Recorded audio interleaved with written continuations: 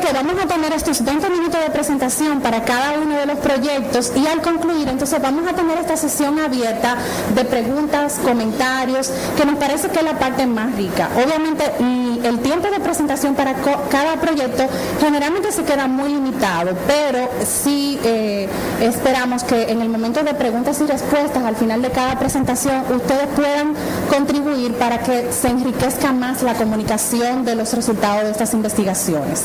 Vamos a empezar con la doctora Gretel Silvestre. Ella es profesora investigadora de nuestra universidad. Este tema tiene su origen en la tesis de licenciatura de Michelle y Pascal, que como estudiantes haitianas tenían esa inquietud de saber qué había pasado tras el terremoto.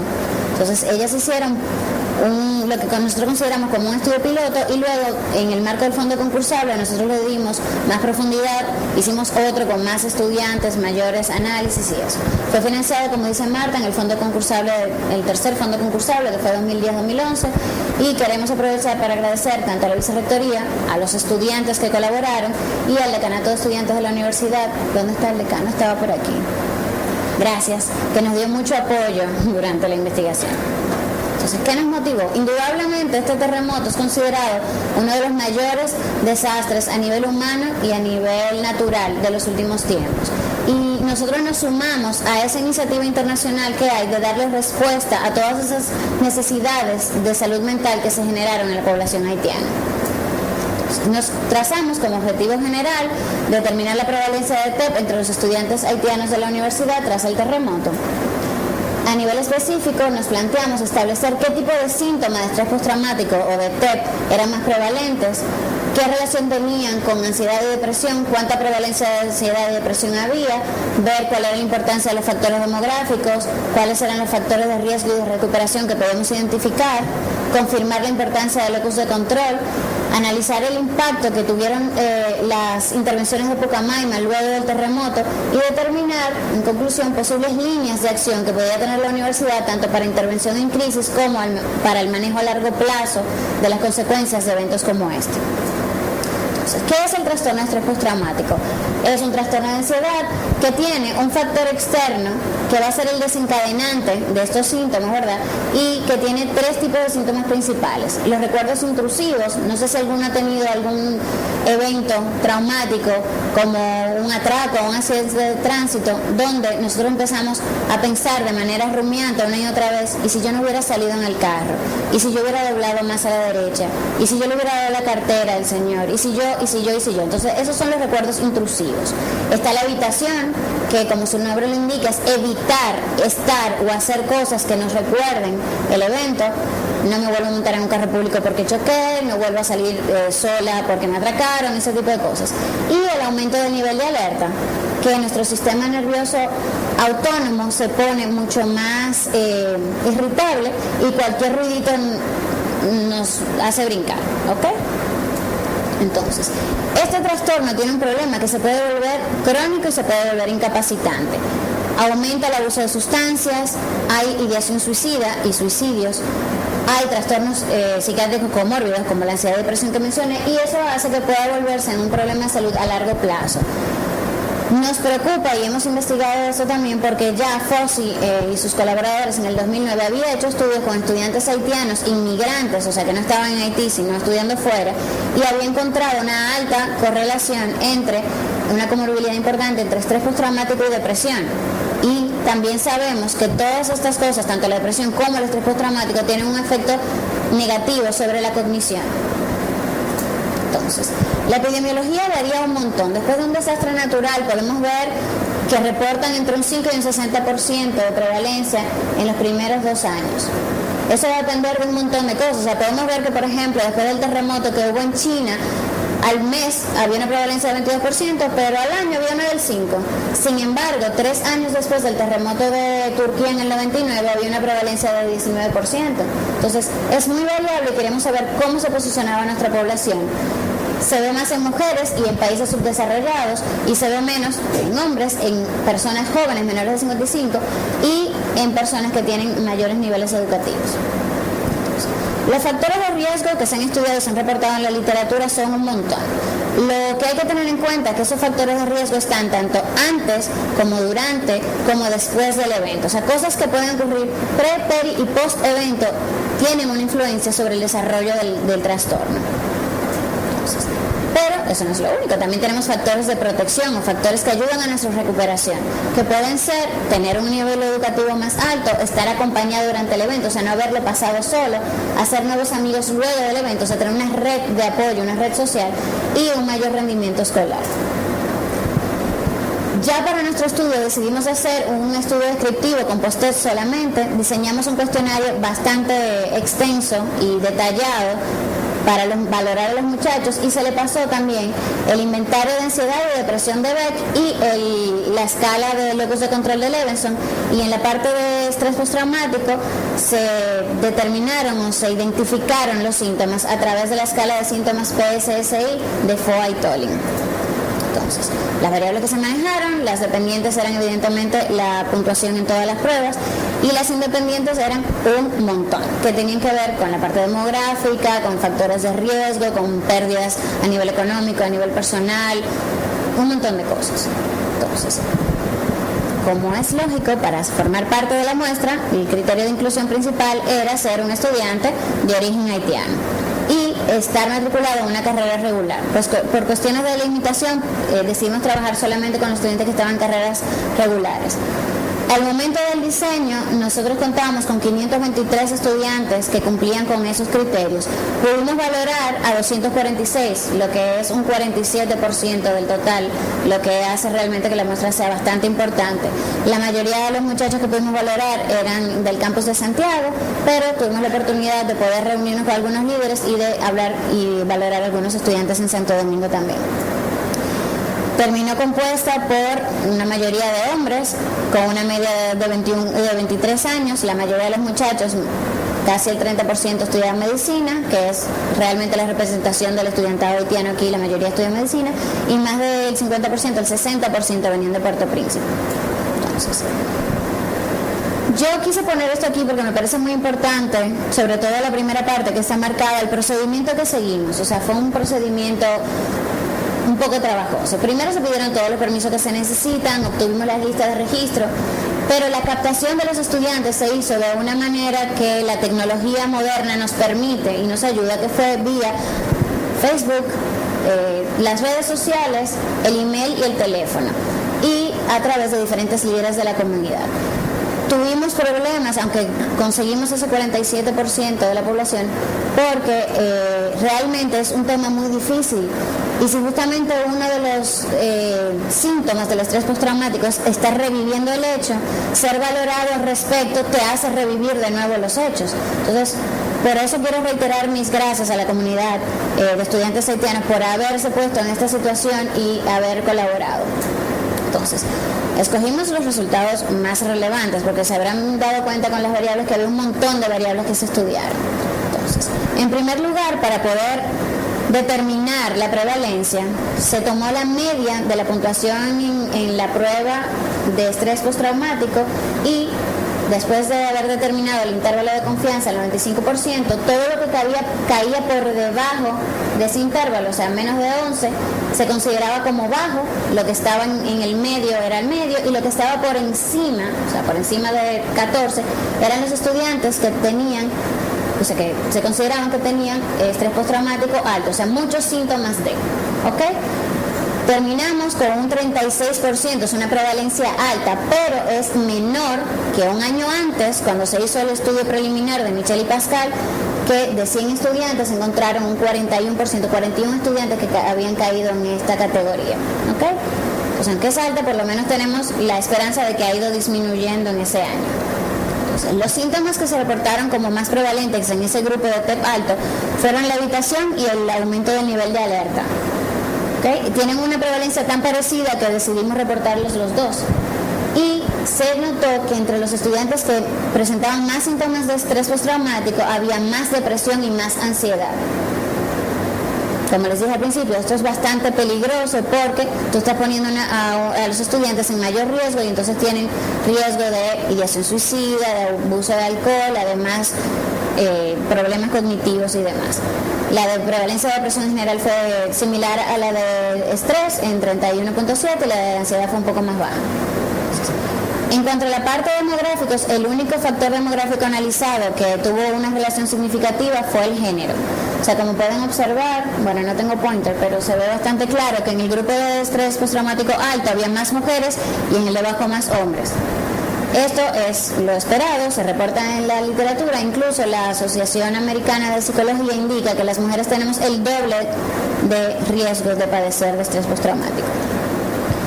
A nivel de factores de riesgo, analizamos dónde estaban los muchachos, porque era la primera semana de universidad, pero todavía muchos estaban en Haití y otros estaban aquí, otros estaban en Italia, en Estados Unidos, y como cogimos una muestra muy grande, había incluso estudiantes que al momento del terremoto ni siquiera estaban inscritos en la universidad todavía.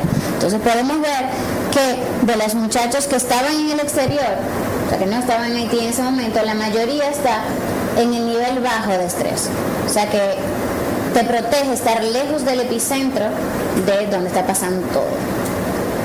A nivel de historia familiar y personal de tratamiento psiquiátrico, que se ha reportado como un factor de riesgo importante, porque tienes ya una predisposición entonces a trastornos psiquiátricos, se ve que aunque había muy pocos estudiantes que reportaron tener historia previa de algún problema psiquiátrico, la mayoría de los que lo reportaron estaban entonces en el nivel alto. Hay que cogerlo con cautela porque son solamente 12 muchachos. Y a nivel de la historia psiquiátrica familiar se notó lo mismo. Los que reportaron tener familiares con problemas psiquiátricos caen la mayoría en el nivel alto. Entonces, la conducta durante el evento se refiere a qué tanto miedo yo tenía cuando estaba experimentando el terremoto, ¿verdad? Bueno, se puede ver ahí que los que dijeron, no, yo no tenía nada de miedo, la mayoría está en el nivel bajo, y los que reportaron su miedo como extremo están en el nivel alto. McNally explica esto mediante la relación que hay con una predisposición a la ansiedad y el desarrollo de estrés. O sea, si ya tú de por sí estás ansioso durante el evento, eres una persona que tiene tendencia a ansiedad, entonces eso te puede luego hacer desarrollar el estrés postraumático. Y los estudios de colaboradores indican que incluso puede haber reacciones fisiológicas anormales durante el evento que luego entonces te ponen en una situación de riesgo para el desarrollo posterior del trastorno.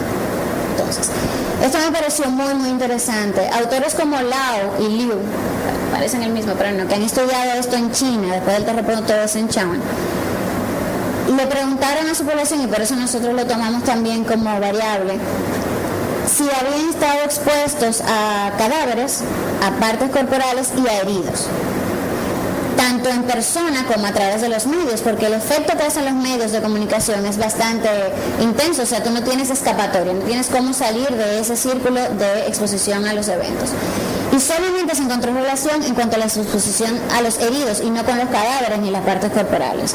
Nosotros creemos que es posible que esto se deba a que es más fácil objetivizar un cadáver o una parte corporal, y es mucho más fácil empatizar con un individuo que está en sufrimiento.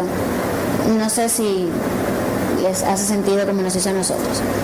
Entonces, a nivel material, bueno, no se ven ahí, pero muchos autores han recalcado la importancia que tiene la pérdida material y el impacto económico que tenga en nosotros un desastre natural en el desarrollar ese trastorno. Nosotros averiguamos un montón de cosas y encontramos que si hubo necesidad de trasladarse de casa, o sea, ya yo no puedo vivir en mi casa, me tengo que mudar, ya perdí el negocio, la fuente de ingreso de mi familia, ya no tengo la misma cantidad de dinero para vivir o para comer o para pagar la universidad, y también ya no me llega la misma cantidad de dinero de casa, o sea, tengo una afectación en el ingreso mensual. Todo eso se vio relacionado a nivel estadísticamente significativo, donde mientras más dificultades económicas o más pérdidas económicas habíamos tenido, pues más síntomas de estrés postraumático se reportaban. En cuanto a las pérdidas personales, nosotros averiguamos cuántas personas habían fallecido en su familia, si eran familiares de primer grado, de segundo grado, si eran vecinos, un montón de cosas. Y lo único que nos dio la información y la relación con el desarrollo del trastorno fue el haber perdido. O sea, no importaba si era uno o eran, como lamentablemente algunos muchachos tuvieron pérdidas mucho más grandes, de hasta 8 o 9 familiares. independientemente de la cantidad, el haber perdido algún familiar y amigos y vecinos que también preguntaron, entonces sí tenía una incidencia en el desarrollo del trastorno. A nivel de factores de recuperación o de protección contra el desarrollo del trastorno, vemos que si los muchachos encontraron un lugar seguro y distracción después del evento, reportaban menos síntomas de estrés postraumático. Y eso que nosotros también preguntamos sobre encontrar comida y agua. Y era más importante encontrar un lugar donde se sintieran seguros y encontrar otra cosa que hacer y otra cosa en que pensar. Entonces, el locus de control, para los que no saben lo que es, porque creo que nada más 2 o 3 son psicólogos o estudian psicología, es a quién nosotros le achacamos, como quien dice, ¿verdad? Responsabilizamos por los eventos que pasan en mi vida. Yo puedo decir ahora, me atracan y digo, no, eso es el gobierno, porque el gobierno no tiene seguridad, entonces eso es un locus de control externo, ¿ok? O eso es la suerte porque me tocaba, entonces eso es también un locus de control externo, yo lo estoy achacando al destino, al azar. Y también está el locus de control interno, bueno, no, eso es mi responsabilidad porque yo salí de noche, porque yo iba en el celular sin darme cuenta, ¿ok? Entonces se descubrió que la media del locus de control de azar, o sea, la suerte, el destino tiene la culpa de lo que me está pasando, es mucho más alta, está en los estudiantes que tienen estrés postraumático, ¿ok? Entonces, yo voy a explicar, o sea, voy a mencionar esto aquí y lo voy a trabajar un poco mejor en las conclusiones.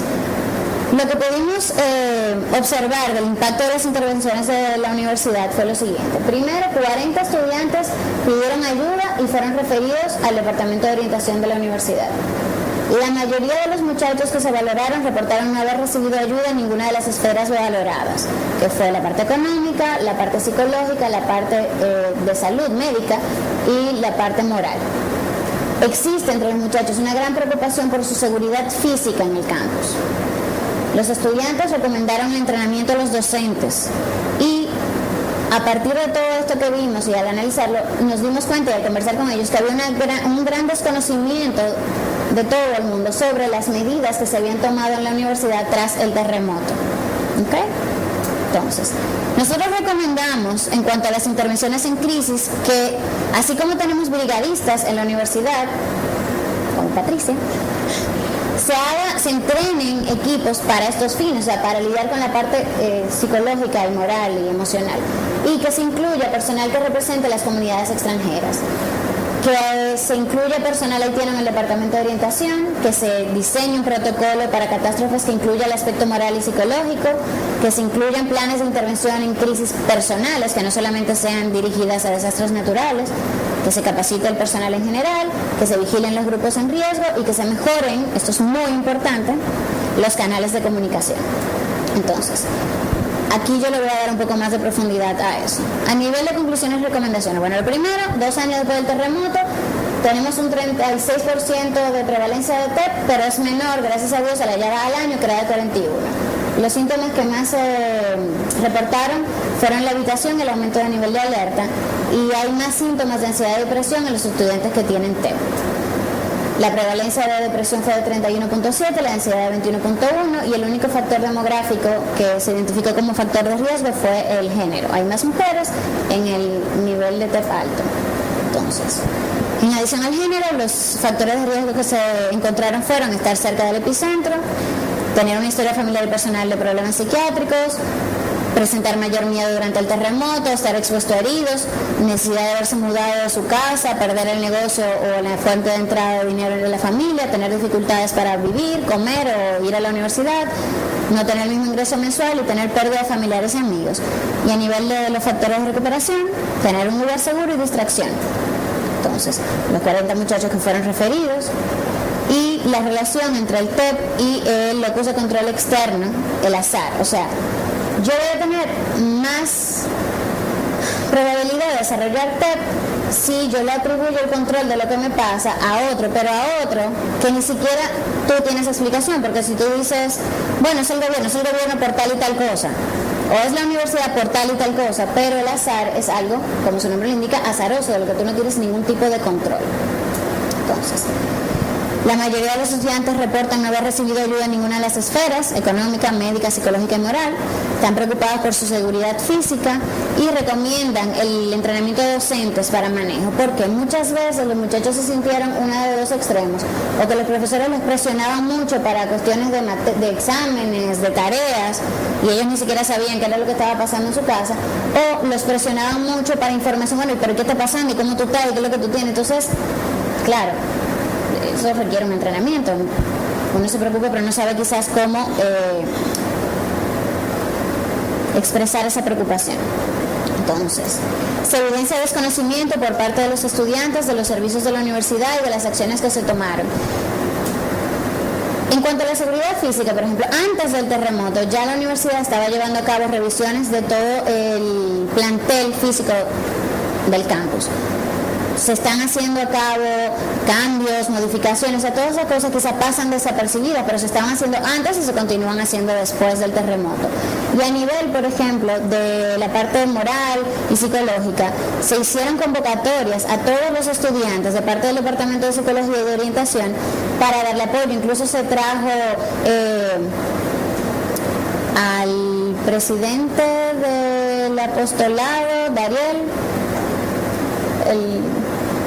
el sacerdote que trajeron de Haití,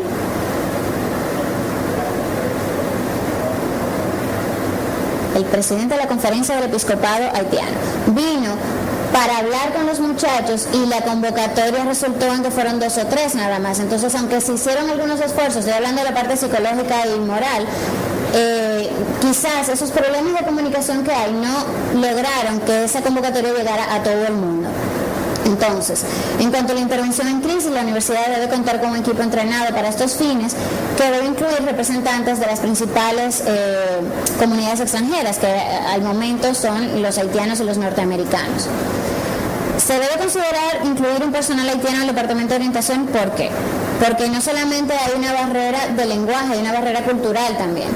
Y entonces, si tenemos, por ejemplo, a alguien del pool de egresados de psicología en el departamento, es una persona que, además de estar entrenada en esa área, se puede identificar con lo que es ser un estudiante extranjero en otro país, en otra cultura, en otro idioma. Es fundamental la creación de un protocolo a seguir en caso de catástrofes que no solamente cubre la seguridad física, como los brigadistas que les decía, sino también el apoyo psicológico y moral, de manera que en adición a las convocatorias pertinentes, tanto empleados como estudiantes sepan qué esperar y a dónde ir.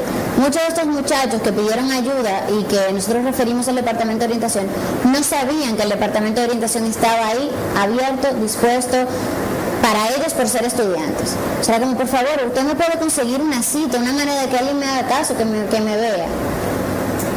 Entonces, los planes de intervención en crisis deben estar diseñados no solo para emergencias generales, por eventos naturales o producidos por el hombre, sino también eventos de crisis personales como atracos, violaciones, accidentes, ya que las intervenciones por lo general son las mismas o similares.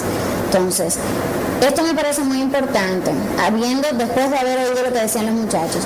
Este entrenamiento es imperativo que se haga no solamente a los departamentos o a los docentes que tienen que ver con las áreas que por lógica van a atender, como son orientación y psicología, sino a todos los docentes. ¿Por qué? Porque desde ingeniería, como Vladimir, ¿verdad?, desde medicina, ¿verdad?, a los doctores, o desde cualquier arquitectura, cualquiera puede tener un estudiante que está en una situación de riesgo y tiene que por lo menos poder identificarlo y poder enviarlo a las vías o por la vía que le corresponda. La vigilancia de los grupos afectados es una cuestión a largo plazo que puede verse favorecida por el reconocimiento de personas que están en riesgo. ¿Quiénes fueron estos muchachos que perdieron más personas, que se vieron más afectados, que están más desprovistos de una red de apoyo? No hay que olvidar que los trastornos de ansiedad, como el estrés postraumático, no solo afectan la calidad de vida, sino que también tienen un efecto en el área cognitiva y eso va a incidir directamente sobre el rendimiento académico. O sea que también por ahí los profesores pueden darse cuenta quién está pasando mal o teniendo un problema de este tipo. Es fundamental mejorar los canales de información y comunicación con la comunidad estudiantil. No se puede contar con que los líderes de las asociaciones multipliquen las informaciones, ya que son justamente los estudiantes que están más alejados de la vida en comunidad los que presentan mayor riesgo de desarrollar TEP. Eso es un tema que yo discutía con el señor decano cuando estábamos haciendo la investigación. Muchas veces la información se da a los líderes de la comunidad, pero el que está más en riesgo es aquel que no está en comunidad. Ese que no encontró distracción, ese que no tiene amigos, ese que no se ha integrado. ¿Ok? Entonces, el pensamiento final, la recomendación final que se hizo fue la siguiente. Finalmente, no debemos olvidar que la importancia de esto no reside en lo ocurrido en el pasado o en un grupo de estudiantes específicos, sino en las repercusiones a largo plazo que tienen eventos como estos y el impacto que tienen en toda la comunidad.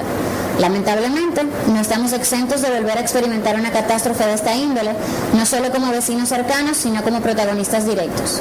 Debemos tomar esta experiencia como un llamado de atención al futuro y prepararnos tanto como es posible en estos casos.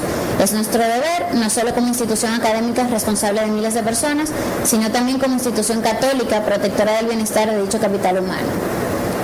Lamentablemente, nosotros estamos en la misma isla, arriba de una falla, y como todos habrán podido experimentar, en los últimos meses hemos tenido muchas réplicas, lo que también subió los índices de prevalencia.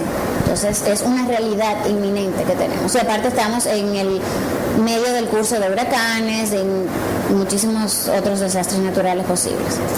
Para terminar, la proyección del estudio que se le ha dado hasta ahora es la siguiente. En el verano pasado se presentó un póster en el Congreso de la MESID presentando los hallazgos de la influencia de los datos demográficos, o sea, de las variables demográficas, en el grupo experimento, o sea, el primer grupo que se hizo, que fue el de Michel y Pascal. Se sometió para el verano del 2013 una presentación oral enfocada en los factores de riesgo identificados, y se está trabajando también con los factores de riesgo en un manuscrito para el Journal of Traumatic Stress. Entonces, eso es todo. Ahora espero que les haya servido.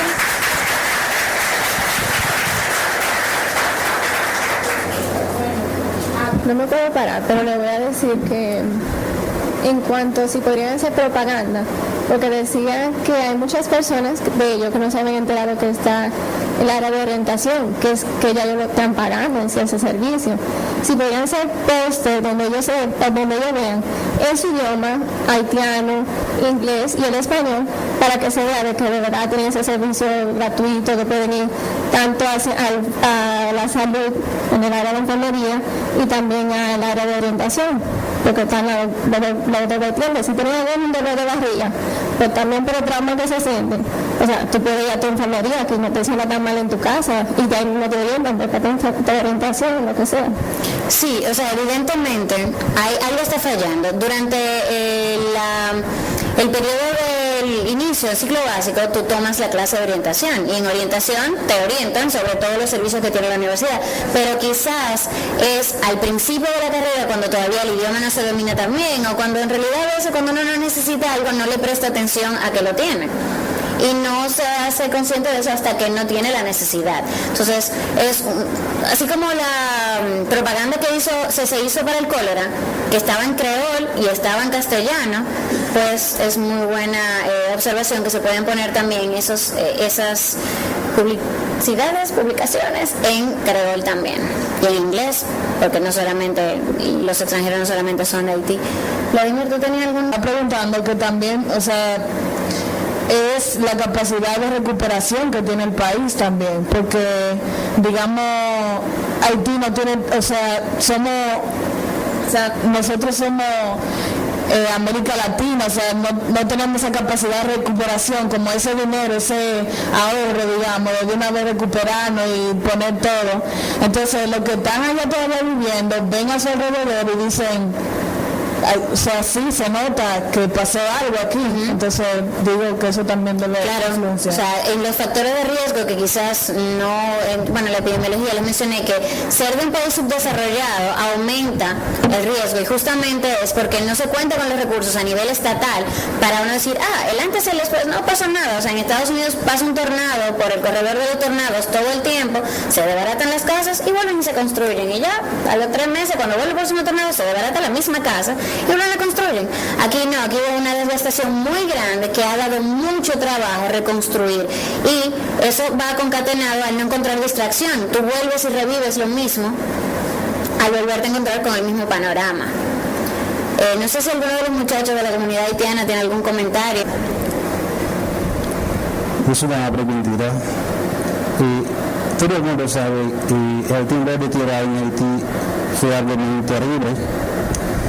Entonces, 8 meses después del temblor de tierra, mi hermanito y yo estábamos en casa y había un sordo, como una persona que no escuché. Y pasó un camión, mi hermanito y yo, nosotros pusimos a correr y el sordo estaba despreocupado y no tenía ningún problema.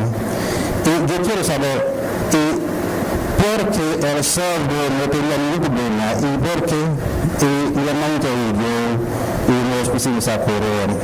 Y hay algo que puede explicar eso. Claro.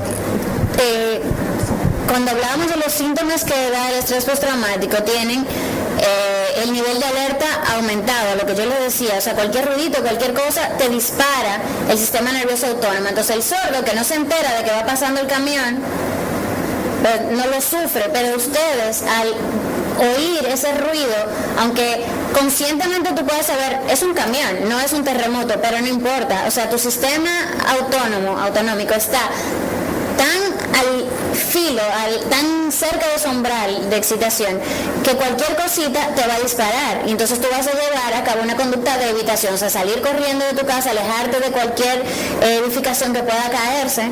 O sea, eso es normal, pero es normal si tú tienes estrés postraumático. Entonces, claro, 8 meses después, estando en Haití todavía, es de esperarse que ustedes reaccionaran así. Lo que tienen es que buscar ayuda y ver si ya superaron esos problemas.